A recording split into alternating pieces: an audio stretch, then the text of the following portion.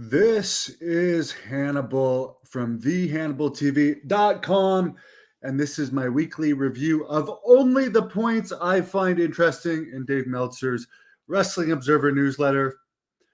There's a lot of it that I did not find interesting this week, but there was a lot that I did. So let's jump into it. Sad news to start off. Apparently off the wild Samoan WWE Hall of Famer, who I'm friends with his son, Offutt Jr., and as well as Lloyd. And he's apparently fighting for his life right now. He's had numerous health issues. He's had a bunch of surgeries in recent years.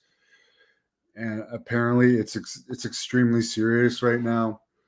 We just lost Sika, his longtime Wild Samoan tag team partner, Roman Reigns' father, just a month or two ago, seemingly.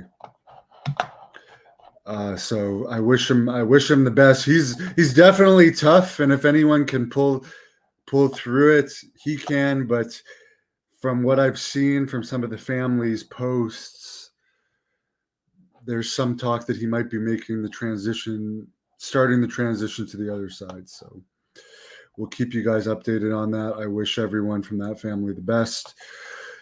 Steve Austin says he hopes to be in Las Vegas this year related to WrestleMania. He said that in a recent interview. He said there was talks about him being in Philadelphia. He had a history there, but it didn't work out. But he hopes to be there this year. I was going through some information about Austin recently, and I think I might have a bit of a reason why they didn't announce his match at WrestleMania in Texas a few years ago. Why they said it would just be an interview and then made it a match rather than promote that he was having a match. I think I have a very good inkling of why they did that, and I believe there's more to it than he just didn't want to have expectations too high. I believe there's more to it than that. I'm not going to say my theory on it, but after figuring out some of the stuff that I've found out recently, I can see why they didn't want to advertise him as in one of the main matches where an interview is something that can be removed without much hoopla. SmackDown in Berlin coming up before the big Bash at Berlin pay-per-view has 11,407 tickets out, which hasn't moved really at all since last week, but there was a typo last week where it was 1,400. This week there's no typo. 11,407. The pay-per-view itself, which I think might be the first WWE pay-per-view ever from Germany, only has 11,968 tickets out. It is a building that could hold over 17,000. They're going to say it's sold out no matter what, because what companies do these days is just put curtains over the seats that aren't sold and say, well, we've sold out for our setup. That's the trick they use. Just like Madison Square Garden, sometimes these days they'll say it's sold out at 12,000-ish, sometimes even less. Billy Graham's day, it was 21,000-ish. But they didn't do the trick of, we'll just put curtains over the unsold seats and say it's sold out. They were more legitimate in the past, but I mean, it works. Most of the people don't know about that trick. The tag team title situation. Apparently the Bloodline are now tag team champions, which is going to be any combination of the Bloodline. It's not necessarily the people that won it. The WWE next video game will be released in March 2025. Seth Rollins is taking time off to deal with some interviews. John, I think NXT likes him. At first, I thought his gimmick was cool, but I mean, it wears off pretty quick. But nothing against him. I think he will be signed to a WWE contract. Yeah, it looks good, and it's supposed to be top of the line, but it keeps cutting out. That's freaking annoying. May have to take it back. Dwayne Johnson announced a new movie project with Disney called Monster Jam. It's going to be about monster trucks. Shawn Michaels, speaking of Joe Henry, was talking about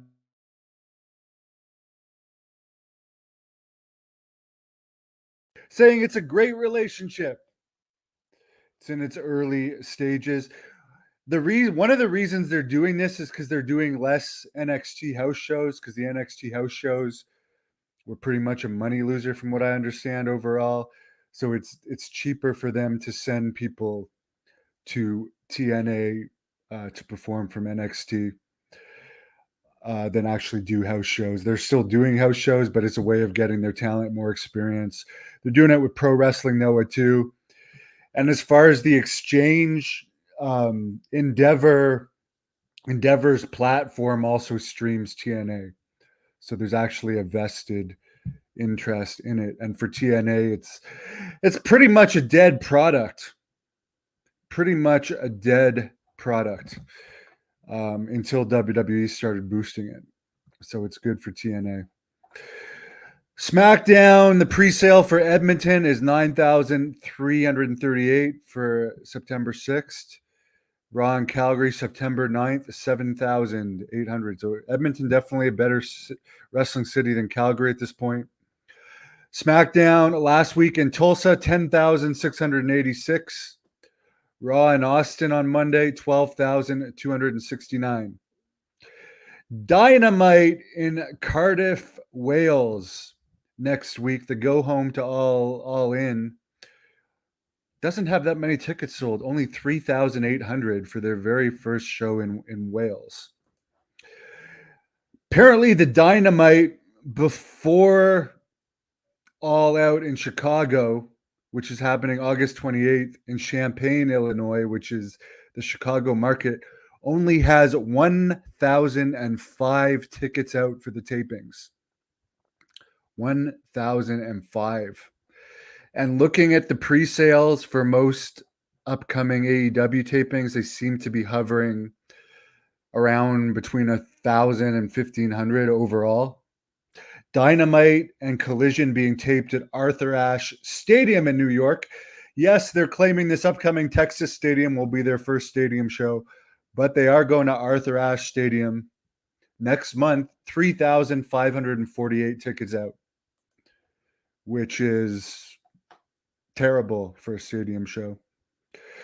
Apparently, according to Dave Meltzer, the locker room is concerned about AEW's attendance and popularity right now. AEW Collision last week in Arlington, Texas, 1,180 tickets were sold.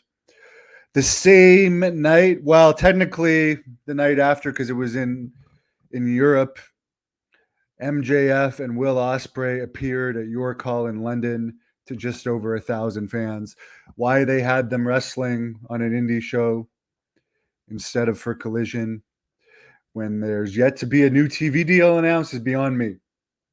They've given up on Collision and Rampage, it seems. As far as Tony Khan's recent big announcements, one of them was All In 2025 will not be in London. It's going to be at Globe Life Field in Arlington. Dave Meltzer estimates it's going to be set up for about 35,000 fans. And again, they are having severe attendance issues lately, but they're announcing a bunch of stadium shows. So there's this one. They're saying All In will be back in London in 2006. They're probably taking a year off because last year they had over 80,000. This year, as of the last time Meltzer checked, was just over 40,000 tickets. And they're hoping to get 50,000 in there, which is still great, but it's not 80,000 plus. Apparently, AEW is partnering with TEG in Australia for a show in either Sydney, Melbourne, or Brisbane. WWE has had a lot of success in that market, not running it frequently. Hogan and Ric Flair did a tour there with Bischoff in 2009 that featured my good pal Lacey Von Erich, that drew 6,003 major arenas and 2,500 in another, and lost a lot of money. So it's not like, I mean, Hulk Hogan's is, I would say, was a bigger name in 2009 than anyone is in AEW in 2023. To be honest, I would say that's true. Honestly, that's true. AEW or Hulk Hogan in 2009 was still a bigger name than anyone in AEW in 2023. I'll stand by that statement. And they didn't draw great.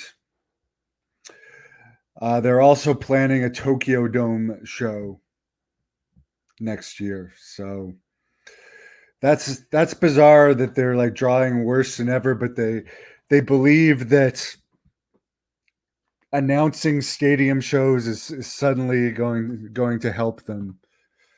I don't know. Sign Goldberg. I'd be excited about that, or bring in Vince or Shane McMahon. I think that could be a real possibility. Joe says RIP Taskmaster. There was a note about the Taskmaster in the Observer. He was actually 75 when he died. He was not 74. Apparently, he was telling everyone for years he was a year younger. Don't ask me why. He fibbed about a lot of stuff. 100% he fibbed about a lot of stuff. But good guy overall. New Japan, their G1 tournament, which I don't understand why people are excited about a tournament that's non-shoot. I've never been interested in tournaments. Overall, their August 10th show in Sendai, 2,600. August 12th in Aurora, Nagota, 3,022. That was their best attendance. August 14th in Hamatsu, 1,600. August 15th, it was the playoffs in Shiba Makuri Messe, and I know I'm pronouncing that wrong, 1,100. So New Japan not getting great numbers. Apparently Antonio Inoki's grandson is now training to be a wrestler. That might help out the Japanese wrestling, which is lower popularity than it's ever been. The U.S. men's freestyle team did not win a gold medal in wrestling for the first time since 1968. They probably would have won one had Gable Steveson been allowed to wrestle, but WWE did not allow him to do the Olympic trials while he was signed, and released him about 3 weeks after the Olympic trials, so he couldn't go and win the Olympic trials and win the Olympics and then go to AEW or somewhere else. For some reason, to me, I mean, for the amount they've paid him for doing virtually nothing, I would have at least kept him under contract through the Olympics and had a WWE contracted wrestler win the Olympics wrestling for the first time.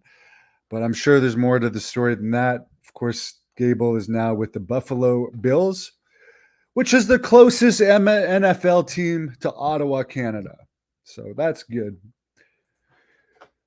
But by the way, I'm more of I'm a Dallas fan. Apparently, as far as UFC goes, Dana White is saying Conor McGregor is not going to be fighting in 2024.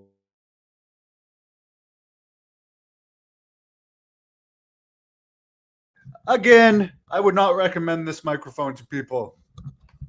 It keeps dislodging. Sorry about that. Yeah, Dana White is saying McGregor is not going to fight in 2024. Jake Paul says he wants to make the next Olympics in boxing. I don't see why he couldn't. He could be better funded than anybody, any amateur boxer, and have access to the best coaches. Plus, he's already been a pro. I mean, I know he's handpicking his opponents, but still, it used to be you couldn't go back into amateur after you've been pro. Apparently now you can. I don't see why not. I don't see any reason why not. So there you go. Joseph, they don't do the paper observer anymore. They do not do it. They stopped it. How much is it? I think it's around $15 or so a month. Not quite positive because the charges come off automatically. And as I said, there's a lot more that I did not find interesting at all in the Observer this year or this week. So get it yourself if you're interested. Let me know what you guys think in the comments. Was there more to why they never advertised Steve Austin's match against Kevin Owens at WrestleMania a few years ago? Was there more to it? Was there a reason they didn't want to advertise it in advance? I truly believe so. Someone says other countries send pros, so why not the US? I'm not saying I didn't know. I'll be honest, I didn't. The only Olympics I watched was when it was on at the gym, and my favorite one was watching the Brazilian doubles beach volleyball. Gorgeous, beautiful women. I don't really. I saw some breakdancing. I saw some judo, but I really wasn't following the Olympics closely. I do think it's sad that the U.S., which has always been a powerhouse in wrestling, didn't win any men's medals though. Because I've idolized so many men's wrestlers over the years as a former national level amateur wrestling. Yeah, the Olympics has become a joke. I mean, all the hoopla over the boxing stuff. I mean, when it gets too complicated to understand, I give up. I throw in the towel on that. Beach volleyball is the only thing that Joseph wanted to watch either. One thing I will say was weird. Why did the Canadian women wear like loose fitting short? Maybe it was the women's choice or maybe Canada's choice, but it's strange. I mean, they were good looking women. It's strange that some countries go with the thong and some go with loose shorts. I mean, it's strange. I mean, I'm all for pro-choice, but I mean, if you're that fit and you're an athlete, why wouldn't you want to show off? But again, Brazil did a phenomenal job of looking amazing while playing volleyball. So thumbs up to Brazil. I hope to go there one day. Has a great combat sports history in that country as well, and a great UFO history. Cheers. Hope everyone has a great night. Give this video a thumbs up.